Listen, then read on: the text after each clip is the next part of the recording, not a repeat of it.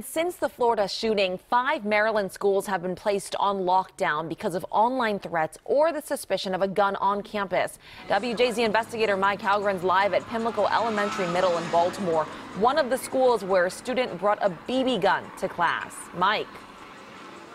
And Lynn, the school was briefly locked down yesterday. Authorities were able to recover that BB gun without incident. We also have an update this noon on the situation yesterday at Loch Raven High School. A student, has now been charged for bringing a pellet gun to class there, faces 2 charges as a juvenile. And Baltimore's teachers union is calling for more training to deal with a potential active shooter.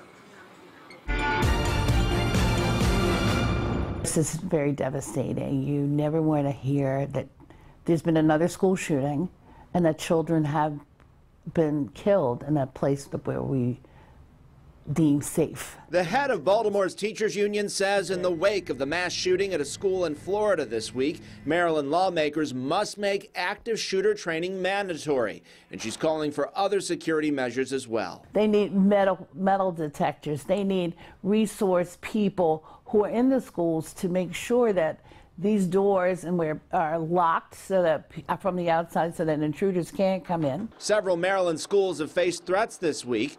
A loaded gun found at Clarksburg High, a BB gun found at Jessup Elementary, and a scare at Loch Raven High in Baltimore County yesterday where SWAT teams swarmed a classroom. Authorities found a pellet gun and arrested a 14-year-old student. I just know this is messed up.